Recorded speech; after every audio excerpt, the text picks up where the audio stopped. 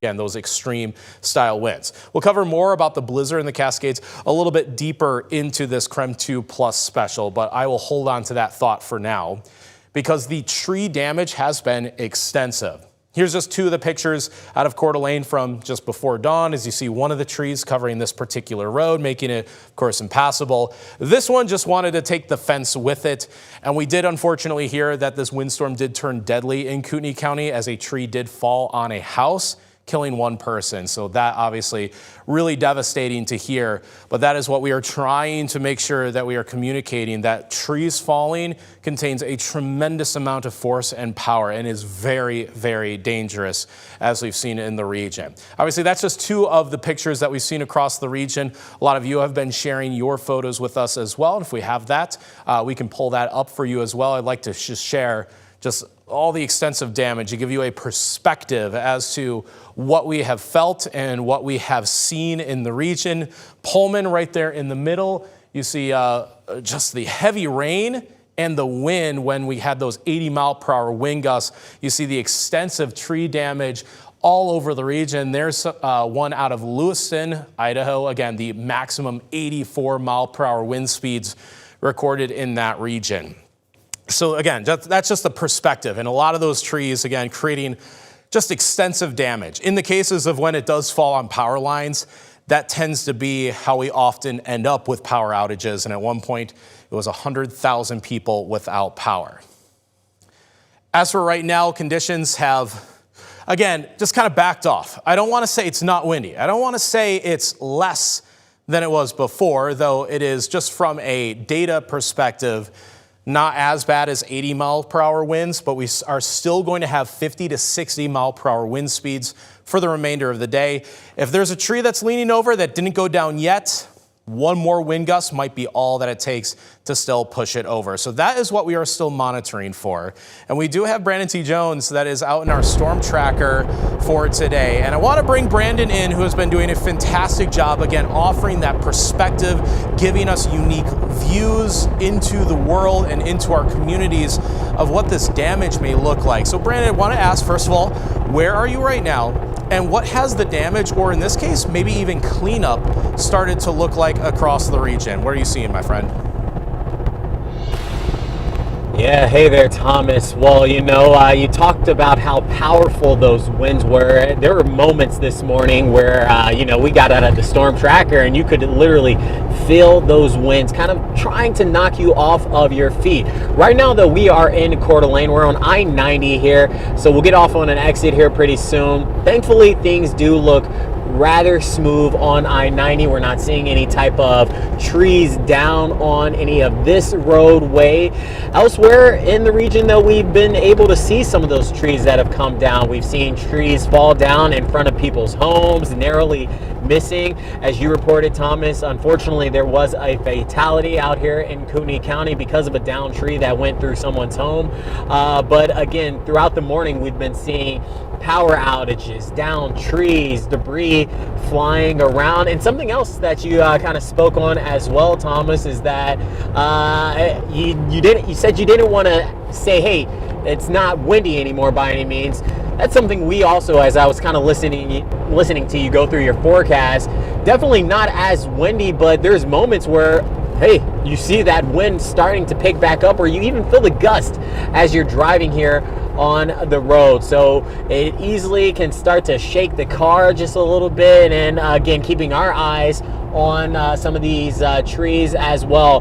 We were near Forest Cemetery earlier this morning, and at one point we heard the snap. The tree went down while we were over there. We, of course, kind of started to make our way away from that just to, you know, think about our own safety. But we're getting off on one of the exits right here now in Coeur d'Alene. This is the 4th Street exit, getting ready to kind of do a drive around. You can see all of the flags here waving around. Every now and then you see a little bit of those branches down on the ground as well. But again, just kind of stay vigilant. You can see debris kind of flying out in the middle of the road, because those winds, again, are still rather strong, especially when we get some of those gusts that make their way here through the region. But we even spoke with one woman, again, who she had a tree, a large blue spruce tree, fall in front of her home this morning, just inches away from damaging the home that's been in her family for more than 100 years. You'll be able to hear from her coming up in our noon show as well. But again, we kind of just want to continue to assess some of the damage. As if I'm not looking at you right here at the camera, it's because this is a new portion of road that we're driving on right now. So I'm keeping my eyes peeled, trying to see kind of what things are looking like out here. Before I toss it back to you, Thomas, I'll just pan over to the right. You can see some of the down branches, see things of that nature. But again, we'll continue to make our way around, and we want to say thank you, Thomas, for keeping us up to date. Again, 70-mile-per-hour gust is nothing to kind of scoff at. That's you know, I'm from Florida. The Category 1 hurricane is described as wind speeds, sustained wind speeds that are roughly about 75 miles per hour to 94 miles per hour. So when you put that into perspective and you think about how strong some of these gusts that we were getting out here this morning, it kind of makes you pause for a second and just think about, wow, you know, this is a very serious weather event. So again, I just want to say we are thankful for your expertise and keeping us informed and letting us know how we could get prepared as well. So I'll go ahead and toss it back to you in the studio, Thomas. Brandon, you are too kind. Again, thank you again for your expert reporting, giving us kind of that perspective and honestly offering a bit of your own personal perspective. I actually love that Brandon mentioned hurricanes, because I was going to mention tornadoes growing up in the Midwest myself. An EF1 tornado has winds of at least 86 miles per hour. And you saw the reports earlier, Lewiston had 84 mile per hour winds. That is almost to the same strength as an EF1 tornado. It is almost to the same strength as a Category 1 hurricane. I actually kind of liked the hurricane analogy almost a bit better in this case, because this has been a widespread issue. This isn't just one community or one block of streets where only a few neighbors may have been affected by 80-mile-per-hour winds. This was a widespread issue for the region. This is impacting everyone in the inland Northwest. I take you back to our satellite and radar weather map, and I'll show you the Pacific Northwest view. This is the windstorm positioning, and it really got revealed to me as this low pressure center, which is the core of the storm, crossed the Rocky Mountains. It really started to swirl and wrap up, and I was like, oh, there it is. It was actually a lot closer through southern British Columbia than I initially thought. I thought I had analyzed it a little bit farther to the north. But this is the exact positioning of a classic windstorm for Spokane.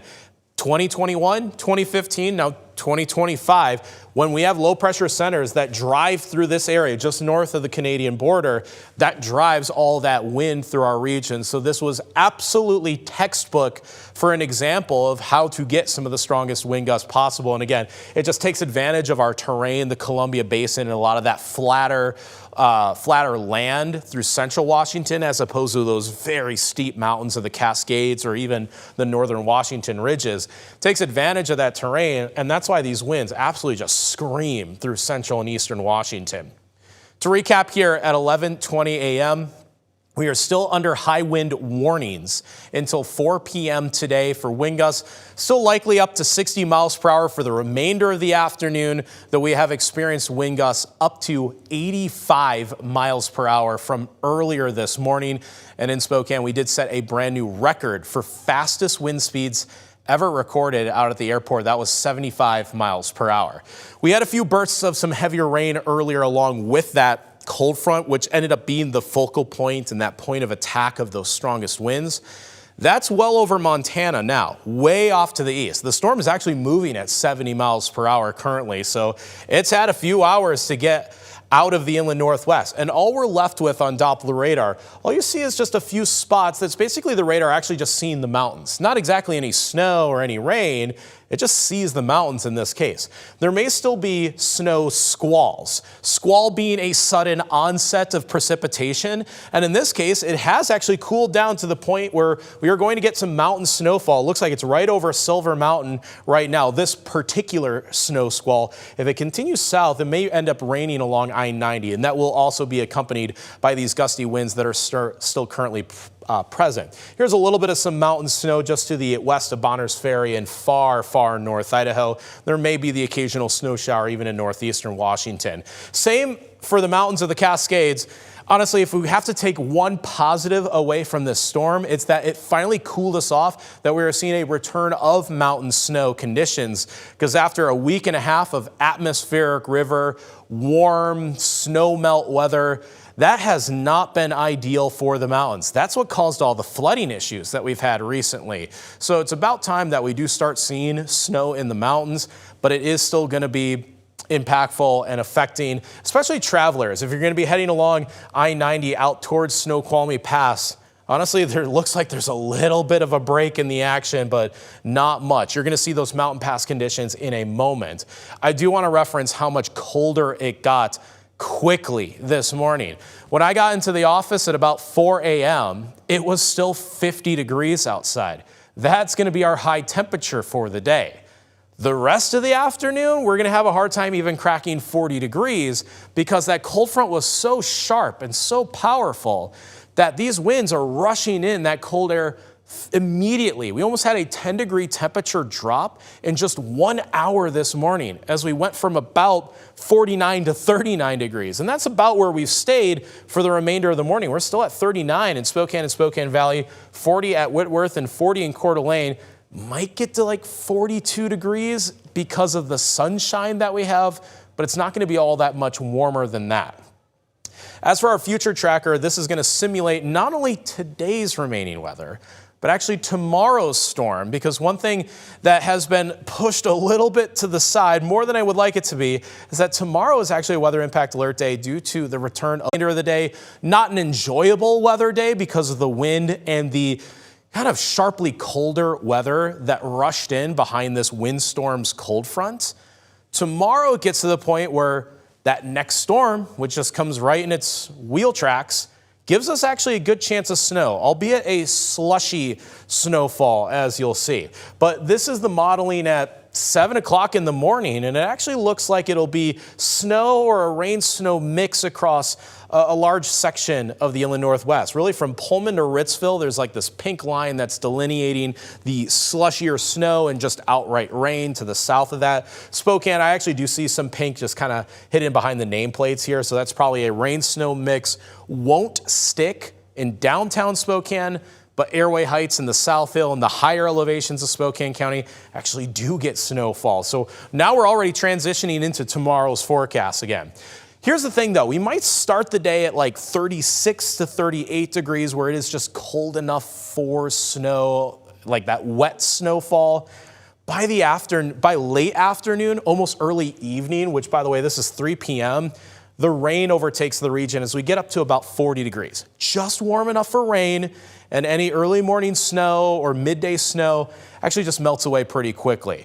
So I don't think this is going to be a big time snow event for the region. It's just going to be wet and messy. And we've seen that a few times already this winter. So by the afternoon, things transition back to rain. It won't be a 50-degree rain. It'll be like a 40-degree rain, which is like that colder rain, but warm enough for it to not snow. But after that morning snow, I think it might catch a few people off guard. So I wanted to make sure everybody still gets a heads up on that. Here's what I'm looking at. You're going to see a lot of 0 to 1. Just like last time, the snow's going to have a hard time sticking to the ground. It's just a little too slushy. Even areas like Airway Heights, slightly higher elevation, maybe a ½ an inch of snow at first, and then it will melt away. So that's why I think most of the region stays less than an inch of snow. I did notice some computer models are a little bit more generous for our northern areas, Sandpoint, even Deer Park, Colville, Republic. These regions could get that 1 or 2 inch of snow, but it's still a wet and still a very slushy snow. We'll see how things play out for tomorrow. Please just don't get caught off guard for tomorrow. The winds shouldn't be as bad, still maybe 25 miles per hour, but we can handle 25 miles per hour because that's a third of what we've seen today with those maximum speeds at 75 miles per hour. Here's again a big reason why I'm not too worried about snow tomorrow. High temperature of 40 degrees. The rain will eventually overtake the region, so snow not a huge issue. Maybe our northern areas, which can barely get to 36, 38, 38 degrees. That's kind of in the realm of, I might just barely get to rain, but if you get more snow at first, you might get that full inch of snow before it starts getting wet and slushy outside. Now to our mountain forecast. If you are looking for any travel plans, assistance for the mountain passes, I have actually been personally asked about this recently. Here's the latest. And happens every once in a while, maybe like once every other year, get blizzard warnings. That's these red shaded areas across the Cascades, as well as the Olympic National Park. Up to a foot of snow for some of thee mountains. For Snoqualmie Pass, I think it was more last night, and you're starting to see the tail end of this system. This is not counting what is incoming for tomorrow. In fact, these blizzard warnings are set to expire at 12 p.m. today, which is in just about 30 minutes. But this is still going to cause some dangerous travel conditions. I would say White Pass should be avoided here. Stevens Pass, actually, you can't go over it. It is closed just after Leavenworth due to a different issue. And Washington Pass in the North Cascades, that is closed for the season. Really, Snoqualmie Pass is kind of your only bet to get across the state. At the moment, it looks okay just based on the camera images here. So here it is on the left. This is kind of the nearest camera that I saw. It's not the summit. It's Tinkham Road, which is just west of the summit. Wet. Definitely wet. So if roads are wet, they're definitely passable. Traction tires are advised, but it's not you need to chain up. Honestly, that camera image made me think, I think it's okay right now. And as the blizzard warnings expire, it's passable, but you'll still want to be cautious because of the winds. Sherman Pass is doing okay. Again, the highest elevation pass in Washington State that stays open year-round. A little bit of some snow and slush on the road. That is typical all winter long. They'll get more snow tomorrow. So here's Lookout Pass, and you might be thinking, that is not a live look. It is dark outside, and you would be right. That is 7 a.m., and that's the last image we got out of Lookout Pass. And 7 a.m. is exactly when they got the strongest winds from today's windstorm. I think the camera went down at 7 a.m. at Lookout Pass. That was the last look that we got. There may be some snow squalls in the region, a la we're seeing near Silver Mountain right now. More snow on the way tomorrow, as mentioned. It's not a huge issue for the lowlands, but for mountain passes, I think Lookout Pass ends up getting about 3 to 6 inches of total snowfall. As for flooding alerts, we're still dealing with some of the aftermath of the atmospheric river and rivers from the last week and a half. Obviously, the issues over Western Washington are well noted. Some of the levee failures in that region has still prompted flood warnings. There is still this flood advisory for North Idaho.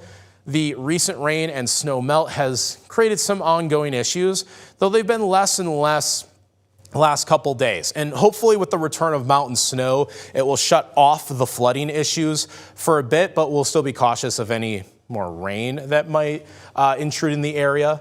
And as for Leavenworth and Highway 2, I mentioned that Stevens Pass is impassable, and that would be because of the flooding issues and some of the residual results. This is Highway 2. I believe this would be the eastbound lane that just crumbled away into the mountain face. This runs along the Wenatchee River, and you just can't use Highway 2 to the west of Leavenworth.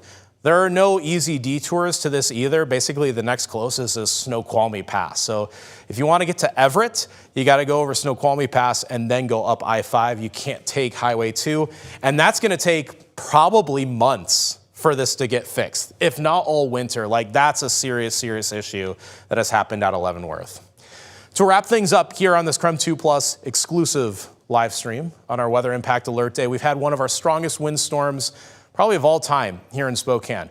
This is a kind of windstorm that we will be referring to as Windstorm 2025 in future events. We will be making comparisons in terms of wind speed, power outages, and damage across the region. And this has been an absolutely classic case. From a meteorological perspective, this is the pattern. If you see a low pressure region strengthen as it moves through British Columbia, that always always gives us by far the strongest wind speeds through the fall and winter time. And that is exactly what has happened here. I'm actually going to be curating a special on how we get windstorms for weather out west next week for Christmas week.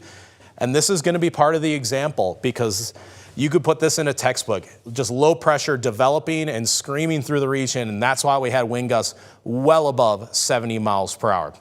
We'll wrap things up nicely here today. The rest of the day is a weather impact alert day due to the strong winds. High wind warnings going until 4 o'clock. Wind gusts still 50 to 60 miles per hour for the remainder of the day, even though we had those wind gusts as high as 85 miles per hour earlier. Tomorrow, don't get caught off guard. Some snow in the morning and midday, changing to rain by afternoon and evening as our temperatures will slowly warm up. So just don't get caught off guard by the return of some winter weather, albeit a slushy snow, before it becomes a lot wetter and turns to rain by Thursday evening. And it actually stays pretty active on the remainder of the 7-day forecast. A lot of chances for rain and snow. A lot of that will depend on just the time of day it occurs. Like morning hours may lean to more snow. Afternoon may lean to more rain, since we're kind of hovering right at about 40 to 42 degrees for high temperatures each and every day through the extended forecast. Christmas almost in view, and it's going to be still active between now and then. But for now, high wind warnings remain in effect all throughout the inland Northwest until 4 o'clock this afternoon. Highest wind speeds remaining should be up to 60 miles per hour after hitting a record 75 mile per hour wind speeds earlier today in Spokane. There is still extensive damage and extensive power outages across the region. So do drive carefully. Make sure to do whatever you can to stay safe, and make sure to stay away from any trees that may look like they're about to topple down. More damage and power outages possible with those strong wind speeds today. As always, you can stay on top of the latest weather alerts at KREM.com, and actually through myself as well, Meteorologist Thomas Patrick, on most social media platforms.